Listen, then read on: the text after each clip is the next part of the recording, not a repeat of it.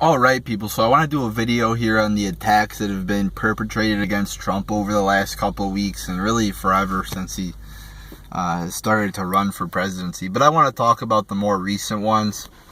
Now, you heard the talking points coming out of the media a few weeks ago, about how the Trump campaign is in disarray, or Trump may be dropping out. What if Trump drops out? You're saying shit like that, which, again, is, they say, oh, we have a report, blah, blah, blah, blah.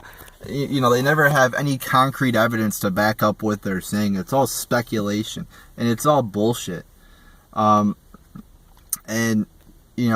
the media takes it, Paul Manafort resigning as the campaign chief, which I think was a great move, because the media just kept talking about his fake ties to Russia, and they kept perpetrating that and acting like that was a huge fucking deal, when, in fact, they had no evidence to prove he did anything illegal, anything, it was all speculation. Oh, a report says this, and they didn't have any evidence to back it up. But Paul Manafort, being, I think, a good man, dropped out.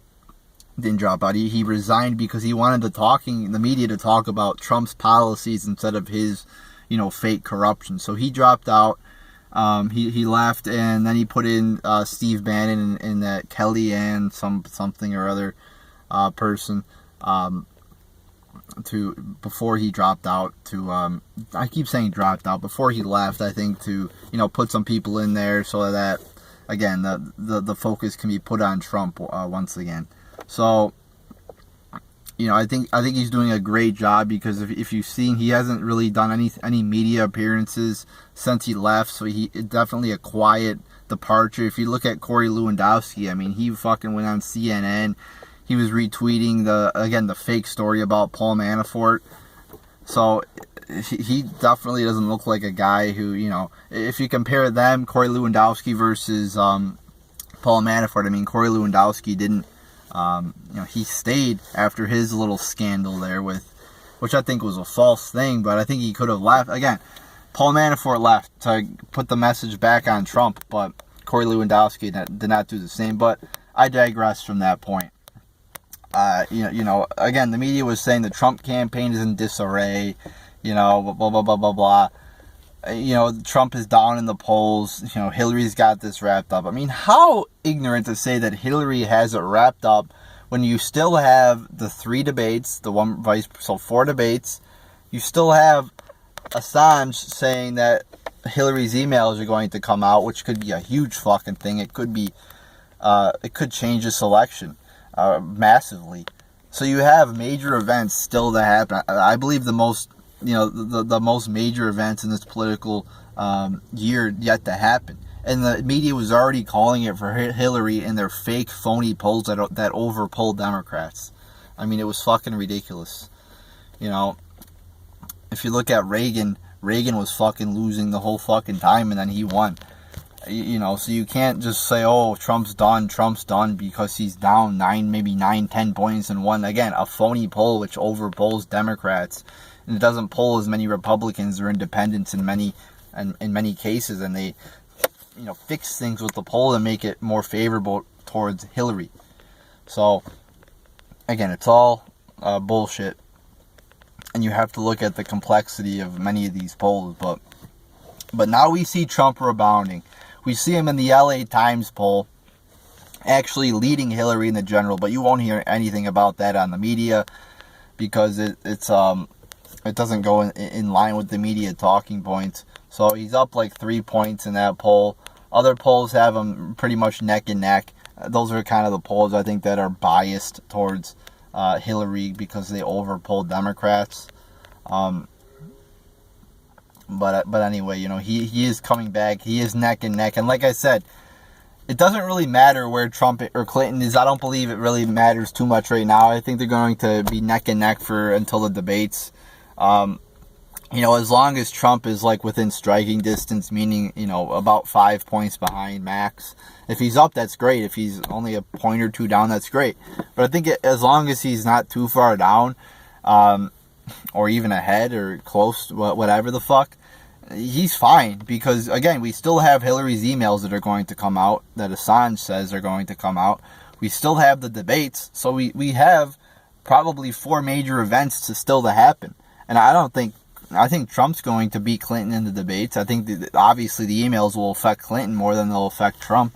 They won't affect Trump at all. So we still have major events happening in this campaign, this election cycle. So, as long as Trump maintains, as long as he's within striking distance, I think he's fine. We still have a long way to go. We still have all of September, all of October. So we basically have about 2 months to go to the election, and we'll see what the fuck happens. But Trump's in great position right now.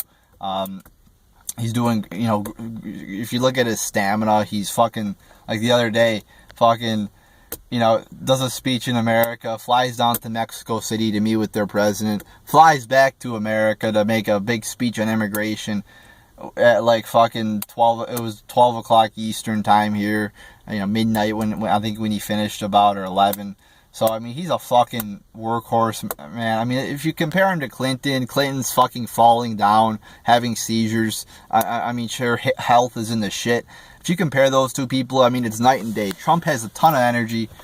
I would still prefer him to release his health records as well as Clinton, because, yes, he is 70, so he will be 78 when he gets out of office, if he does all 8 years. So it probably would be a good idea to release his health records. But from what I see, there's nothing is, that makes me think, wow, he's unhealthy. So I'm fully confident that Trump would live in 8 years unless he was like assassinated or killed in a car crash or some shit like that. Clinton, on the other hand, I mean, holy shit, like I said, her health is just terrible. So, I mean, Trump's the guy. We need Trump. I mean, Clinton's a corrupt bitch. I mean, just look at the Clinton Foundation, the emails, the rigging of the election for her, and screwing over Bernie. I mean, it's so obvious that Clinton is so corrupt, so overly corrupt. She lies about many fucking things. Being under sniper fire in Bosnia, the email. She lies, and the Clinton Foundation is just for corrupt people to buy her off. I mean, it's so obvious that Trump is the man to pick. And if it was like a McCain, you could understand voting third party, but I mean, we got a clear, two complete opposites. Hillary, a corrupt fucking politician who is just a globalist and a horrible person, versus Trump, who, I mean, is not perfect, but he's a nationalist. He's not a politician. He's independent. He's not bought and paid for. He's funding his campaign by himself and by, small contributions from people like myself and not big corporations. So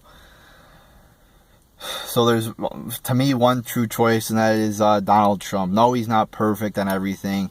And they always attack him for what he said. Another attack. What he says. He said this. He said that. He did that. How about Clinton? Clinton did shit. Did this. Did that. Did. Doing actions is way more, bad. Look at Clinton, what she did. Destabilize the Middle East, which led to tons of people getting killed. That's way more bad than, oh my God, Trump said that he prefers to associate with beautiful women and more attractive women. Oh my God. He actually said that. He actually said what 99% of men feel. Oh my God. Oh, but Clinton fucking lies about national security and puts our national security at risk. You never hear any shit about that. So it's a total double standard. The media is clearly trying to skew the election for Hillary, and to a certain extent it is working, but I mean, I don't think it's going to work because the public is awake, and there you go, people. I mean, that's pretty much it. The media, the Democratic Party, and many other people are, trying to demonize Trump. Racist, sexist, homophobe, xenophobe, misogynist. Just throw around terms like that to try to seem intellectual, and they seem dumb as fuck because they can't articulate, an argument against Trump that is really over one sentence. All they say, again, is he's a racist, he's this, he's that. And they take shit out of context, and they try to demonize him, but it's not working, so... Alright, I'm going to end this video now, but there you go, people. There's kind of my thoughts there on all these fake media attacks against Donald Trump.